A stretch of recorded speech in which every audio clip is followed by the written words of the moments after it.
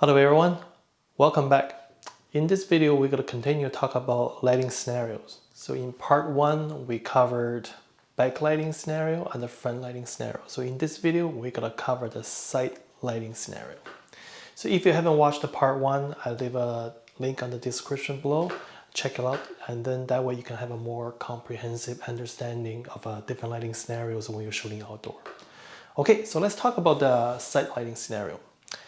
Side lighting is a very interesting lighting scenario. It's because it can be either the most difficult, most challenging, or the most forgiving lighting situation. So let me explain why. So when you're shooting outside and then the ambient light is coming from the side, either 90 degrees from the left or right, or sometimes could be directly above or below, as long as it's kind of like a 90 degree from your camera angle, I'll consider that as a side lighting. So when that happens and then the light source is a hard light, you're gonna have some major issues. So the two main ones will be, first, the photo gonna look too contrasty. The shadow is too dark and the highlight is too bright and could be either overexposed. And then that's one issue. The second issue is you will have more problem with the casting shadow. So casting shadow is basically one object cast shadow on the surface of the other object. For example, your nose can cast shadow on your face and the eyebrow can cast shadow on the eyes. So when the lighting is coming from the side, this cast shadow effect will be more obvious because it's gonna cast a longer shadow. Same idea when during the sunset, when you walk on the street, your shadow gonna be longer, same idea. But because the light source is a hard light, so this cast shadow will have a very hard transition between the light and shadow. So it's just like a very distracting and it's just too harsh for the eyes. So for that reason, it could be a very problematic when you're shooting outdoor and when the ambient light coming from the side and there's a harsh sunlight. So how are we gonna deal with this? There are basically two ways. The first, you fix it. The second is you avoid it. So let me explain one by one. So how do we fix it? So we got to think about the root cause of these two major problems. Basically, the root cause is the luminosity level of the shadow and the highlight is too big. It's basically saying the image is too contrasty. And then to fix that, we either bring the luminosity level of the shadow up or we bring the luminosity level of the highlight down. And we cannot make the sun darker, but we can make the shadow brighter. So the solution is to use your off-camera flash. But it's not as simple as you just add a flash and then just light up the shadow, then the job is done. It's actually a little bit more complicated than that. So when you fill up the shadow, you have to make sure you put your light at the position that actually, if it fill enough shadow, at the meantime still maintain the form on the shadow side. It sounds a little bit complicated, but actually it's really not that complicated at all. So let me just go through some examples with you so you know what I'm talking about. So let's take a look at this image. This one is shoots like a straight out of the camera with a natural light only, and then you can see that the eyebrows are casting a hard shadow on model's eyes. You can also see the shadow side of her face is much darker than the highlight side of her face. So I just add a flash on the camera right, and then you can see after that the shadow is a lot brighter, and then you can see the casting shadow right there, but it doesn't look as distracting as before because the luminosity level of the shadow is higher, so it doesn't look like that distracting anymore. I want to point it out here is like this casting shadow is important. Like, do not try to eliminate in the post editing because it might make the photo look unnatural. The reason is that because you fix if you eliminate the casting shadow on model's face, you basically change the quality of the light. You're gonna make it look like this is a light coming from a soft light source, but the background still with the light quality under the harsh light. So if the difference between the light on your subject and the background is too dramatic, too different from each other, and then you're gonna create this unnatural look. So be careful with that. I personally will always leave the cast shadow over there. Just make it look less obvious by bring up the luminosity level of the shadow. So you can see when I put my light over the camera right, so the shadow side of her face was not lit evenly. some part is more, some part is a little bit darker.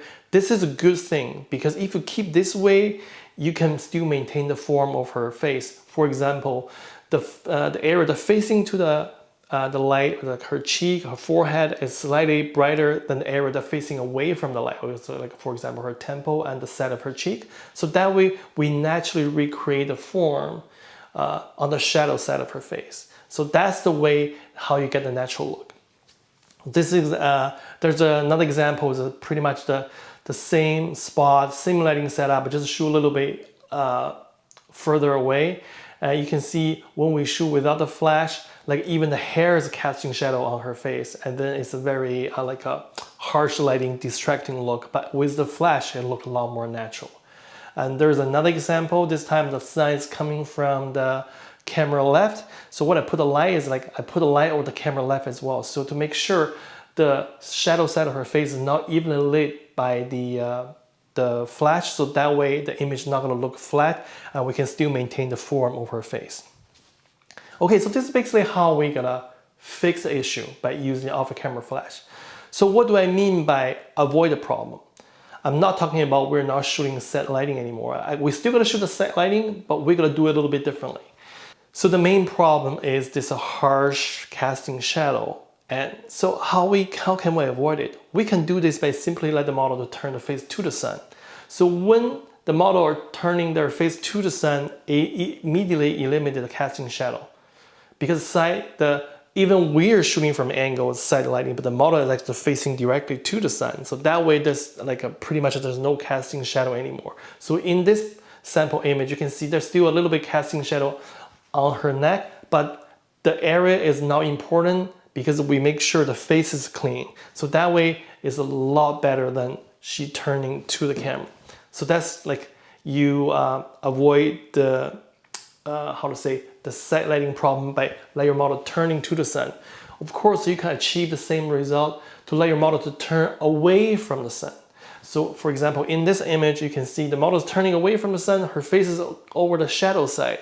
So over the shadow side, and then we just gotta use our flash to fill up the shadow.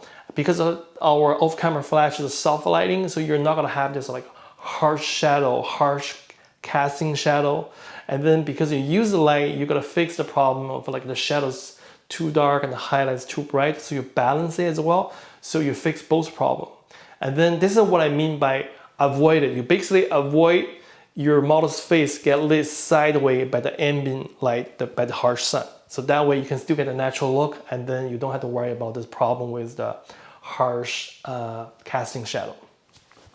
Okay, so this is the situation when the light is coming from the side and it's the harsh light source. What if we're shooting in a location and the ambient light is coming from the side and it's a soft light? When that's the situation, your life is gonna be a lot easier.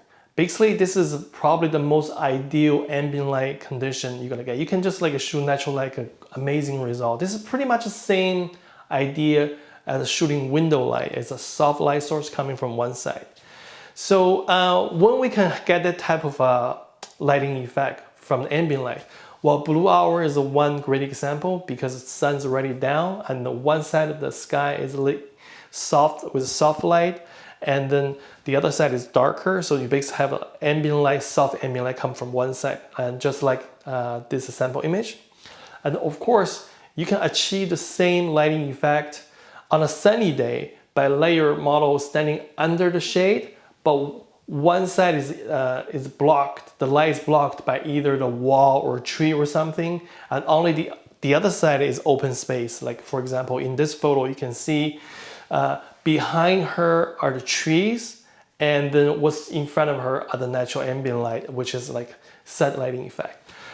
This side lighting effect is almost perfect, but actually you can make it even better because soft lighting does have its drawback. Because the lighting is soft, the contrast will reduce. I talked about this in the previous video before. If you're interested, you can watch it and I explain why that's the case.